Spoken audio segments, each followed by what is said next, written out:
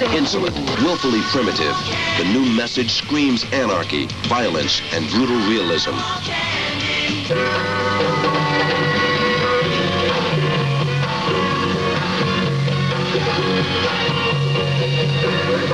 There was another kind of musical revolt in 1968.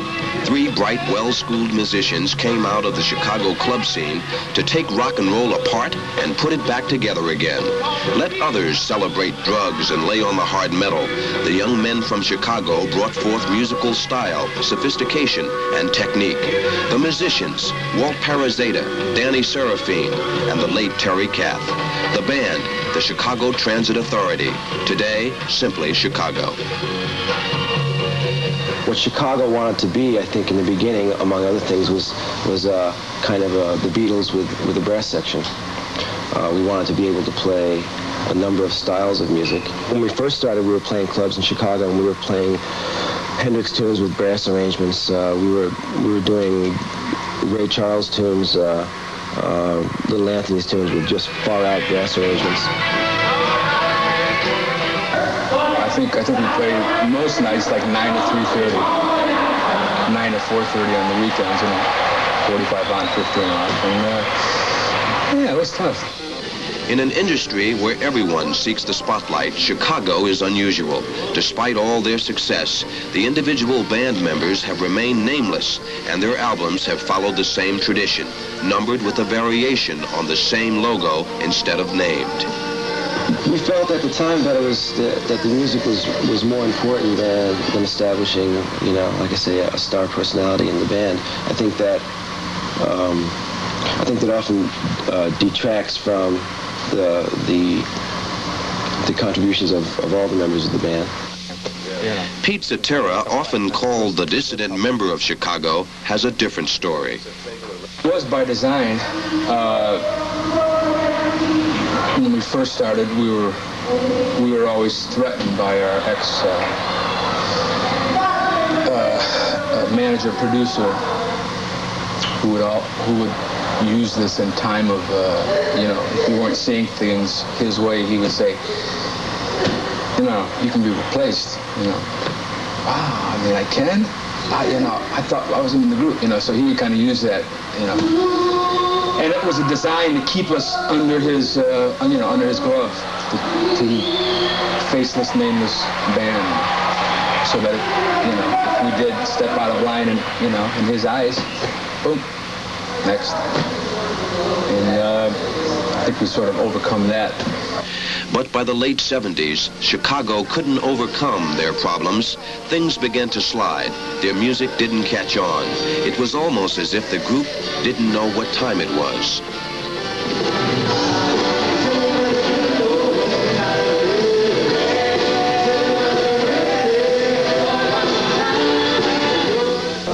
January 23rd, 1978, lead guitarist Terry Kath shot himself.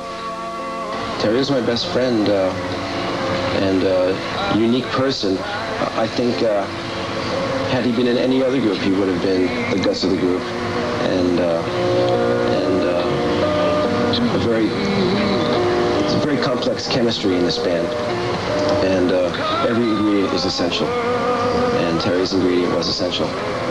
So when we lost him, it was definitely disruptive and caused a lot of chaos. What really happened, Bobby? I mean, just to set the record straight, as you know, the facts that came out was that it was a 9mm pistol and 9mm pistol. The clip was empty. There was a bullet in the chamber. Terry was getting ready to do a solo record, had been rehearsing at the house of one of the fellas in our crew, and they had sat down to talk together, and Terry was just fooling with the gun, and the gun went off. It was always a struggle without Terry to try to sound like anything, because we couldn't sound like we sounded with him, and we didn't like the way we sounded without him.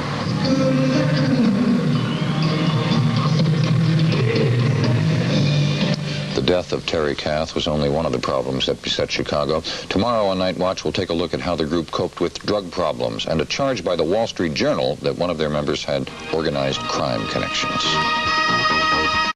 As time goes on, I realize The shocking, confusing death of Terry Kath shattered the spell. Chicago, playing in wondrous harmony. Chicago, the rock and roll juggernaut, invincible to all those distractions that plagued others, fell apart. Your party priorities start to get a little twisted, I think. You know, normally you would wait to after the gig to party, and then you start partying during the gig, and then you start partying before the gig, and pretty soon it's like one big party, and it's kind of fun. It started out being fun, you know. Hey, let's get up and go on stage, you know. You know, I mean, this is a lot more fun, isn't it? You know, and then pretty soon it stops being fun, and it starts being, well, I need a couple of pills to get me up to play, you know. I mean, I was totally convinced that you know, that I had to be, you know, have swag to face the crowd. It didn't help when a front-page Wall Street Journal article in 1979 claimed that organized crime was trying to turn Chicago into mob rock. We were just sort of boring, you know, as the press media goes. So we've just never had press. So I looked at that as kind of like, not bad. Little mafia connections. Hey, well, what the heck? It's press, you know. And it, you know, and it got us a lot of press, but it was, you know, baloney. Nothing to it. No.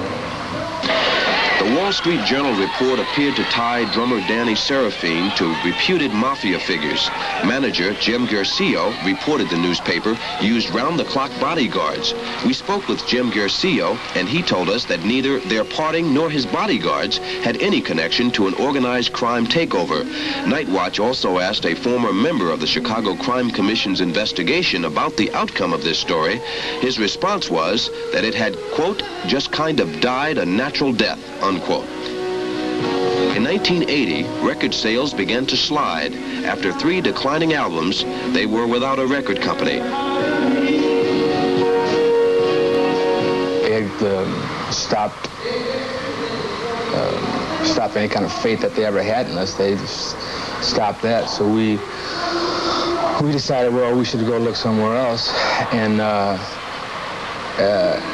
at that point, we were sort of like just, you know, totally lost. We had accomplished virtually everything you can accomplish as a group. You know, TV shows, round the world tours, platinum records, the whole thing. I think it was time for us to stop and really re-examine our commitment to each other and what we wanted to do. We sort of had to learn, you know, learn the lesson the hard way, and that was by, you know, not happening. 3, 4, 5 years, we just didn't happen, you know. And I think when you lose that, you know, that fan acceptance, and boy, that's just the hardest, you know, it's just the hardest to take. And I think that's what really started turning us around. It was like, hey, you know, nobody's gonna, you know, do it but us guys, you know. So let's get it turned around.